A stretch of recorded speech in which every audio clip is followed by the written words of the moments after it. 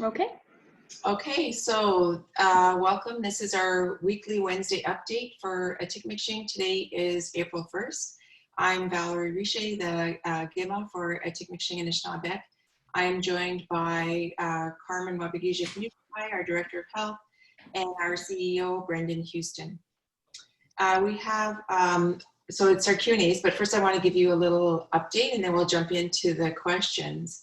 I was looking at the numbers for today in Ontario. We now have 2,392 cases on April 1st. On March 1st, we had 20 cases in Ontario. So the numbers are really growing and everybody's trying and working hard, I know, to flatten the curve. In Sudbury, there's 13 cases, and in Greater Sudbury, there's 11, which is, we all know, so very, very close to us. We're trying our best to keep you safe and our community safe. On the evening of March 30th, Council met and we declared a state of emergency. This was shared in the flyer the very next day as well. I did a video that was posted to social media.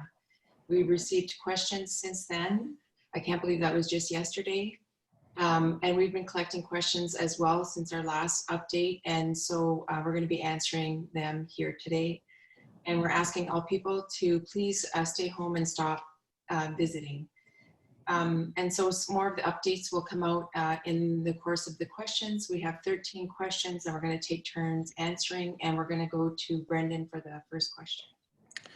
Miigwech, Gemma. Good afternoon, everyone. So question one is, do you anticipate the band office to reopen on April 16th, or do you think it will be longer? So we do anticipate that the office will remain closed until further notice, but this is a complex situation and we are taking it each week at a time. Currently, we cannot give you a definitive answer, but however, if you are experiencing difficulty, please note that our staff are working from home, so please reach out to us, call the band office. Our lines are still being answered and you'll be directed to the right person. Thank you. Question two. I would like for the drinking and driving and drug use to be addressed. Concern over the young people gathering and drinking in the community. People driving fast on the roads. The health, for your answer, and it's not a quick answer. The health promotions manager is working on a youth strategy to help with these issues. The child and youth worker are promoting the importance of social distancing through the Live YC page with recommendations to utilize FaceTime and other apps and other social media platforms. To get outside and be mindful of the physical distancing of 6 feet as well, but to do that, if you are a youth or a parent and you have any suggestions, please speak with Amanda or Lisa. We do know that the younger people are contracting the virus and experiencing symptoms, and we do not know what the long-term effects will be on people and how this may compromise their future health or contribute to their morbidity. But please be mindful that we want you to stay at home. The drinking and driving has been an issue in the community, and now with COVID-19, it is more important now that it stops. We have to keep our social life to our family that we live within our homes. The use of FaceTime, Skype can be used to socialize, and it's promoted that we do that, and we are asking you to make this change. We do have 2 wellness coordinators who provide counseling services. If you need someone to talk to, please reach out to them. They can provide you with counseling or refer you to someone who can. Mama West Wing, North Shore Community Health Services also has mental health and addictions program and mental health counselors. The Niganing program and Nogda Windeman program also have counselors and elders who can provide you with that service. Speaking to a friend and an elder is also good, and just having someone to listen to can help. Thank you. Thank you much, Carmen. Third question, this only allowing on reserve to access the smoke shops creates a divide of us versus them mentality. Why should it be okay for off reserve band members to go to stores? So we're working really hard to try and keep an us mentality. And the advice is the same for all of our band members, no matter where you live. And that is to stay safe and stay home and don't travel anywhere. Tobacco retail stores were closed because we had huge volumes of people, as you know, coming into the community. And this has been stopped to protect the community. But then we quickly found out that we had people leaving the community to buy tobacco.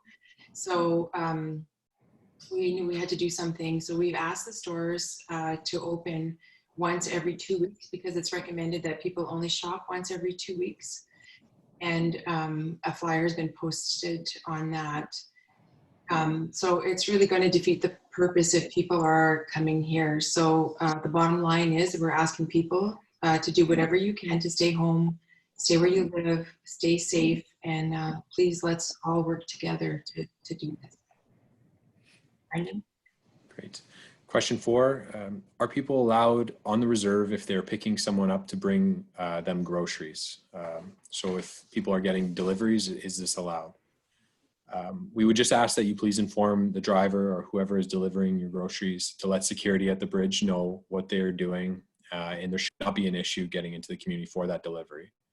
However, as a reminder, we aren't allowing visitors into a Tikmishing at this time, so we do ask that the driver does not leave the vehicle or to minimize the time left from the vehicle within the community. So the answer is yes, we of course will allow deliveries, but to minimize and to encourage the drivers to remain in the vehicles. Thank you. Question 5. What precautions are being taken for the people stopping traffic out there?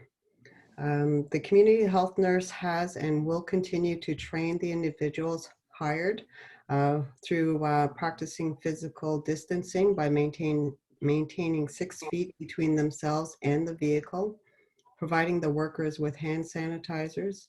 The public works manager will be hiring or has hired 8 individuals to work at the border of our community. These individuals have been hired to advise non-band members the stores are closed.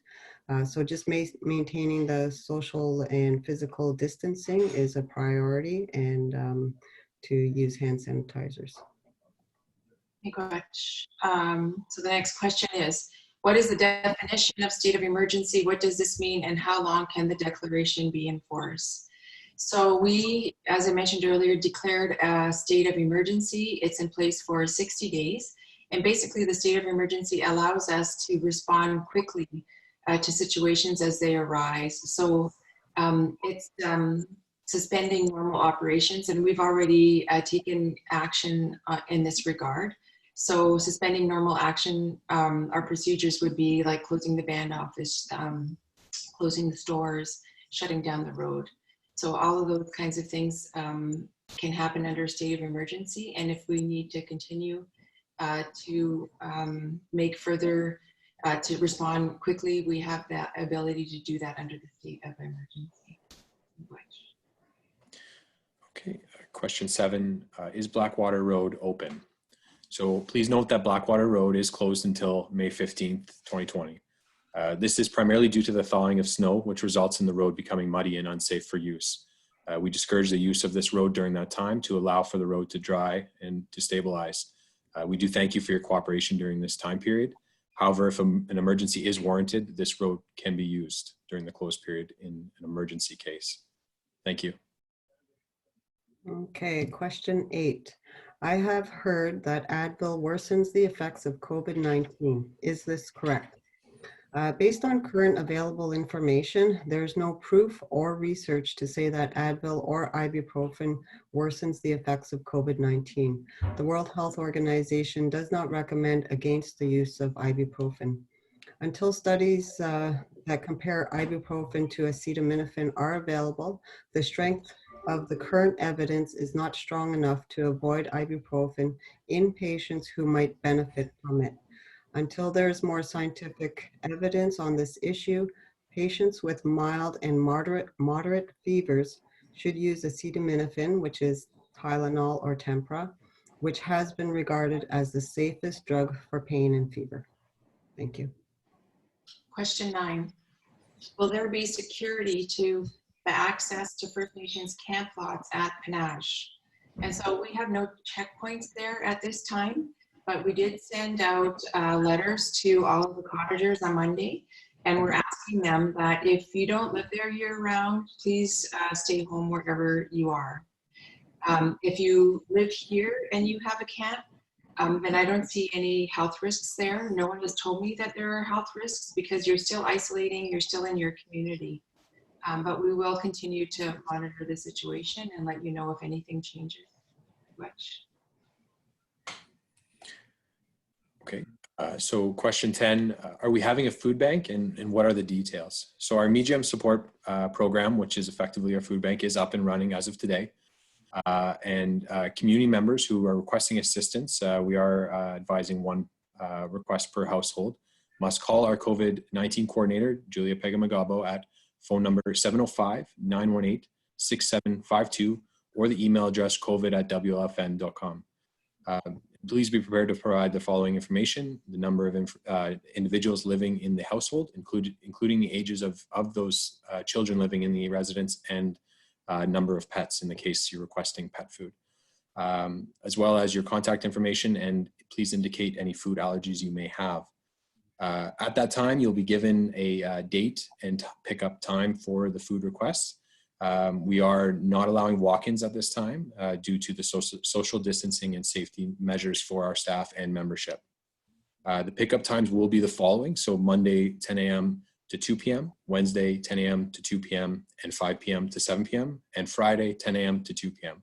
So please be reminded, and as a reminder, we will provide you a time within those open hours to come and pick up your goods. Thank you. I believe we deleted question 11, right? Can we use the emergency road exit? Oh yes, that was answered previously. Okay. Okay, so then it's my turn.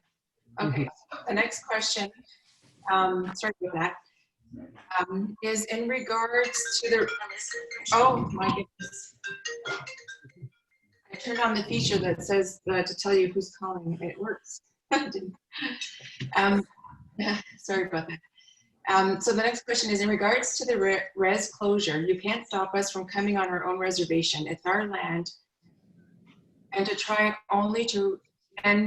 only try and protect residents who live on res is not right. Like I said before, off-res members are on front line also, so why should we have to pay extra for gas or smokes? Are you compensating us for the extra cost of not being allowed on our reservation? So I feel a lot of sadness in this question. We're really trying to protect all of our members, no matter where you live. This isn't about money, it's about keeping them safe. I know it's tough because I have 2 children and my grandchildren, and for our safety, I'm asking them not to visit, and they're not coming to visit. But we're asking everybody that right now, for everyone's safety. And so I really want to say it again. We really do care about all of our members, and we hope that this isn't a long-term measure.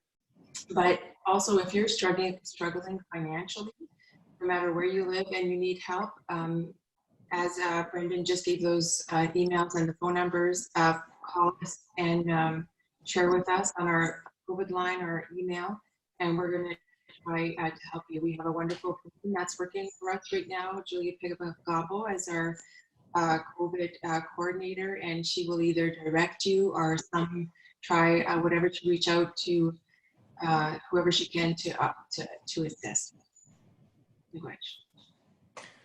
Okay, last question. Can non-residents access the MEGM support program, so the food bank program that we've implemented as of today? So the MEGM support program is only open to residents at this time, and that's in line with the current state of emergency and the fact that we're discouraging visitors to the community. However, for our offers of membership that require this support, please contact our COVID-19 coordinator, Julia Pegamagabo, at phone number 705-918-6752, or our email address covid@wlfn.com, and we'll be happy to assist you. So again, the number is 705-918-6752. Thank you. Okay, so just some closing comments. I want to thank you if you've watched this to the end.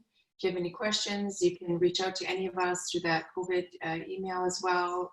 All of our emails are posted online. I'm easy to reach. I'm chief@wlfn.com. And we're going to continue to ask you to please stay home and isolate yourself if that is at all possible. I know that our elders and our youth in particular are struggling. If you can reach out to them, to talk to them, that would be wonderful. And miigwech, and please do your best to stay safe.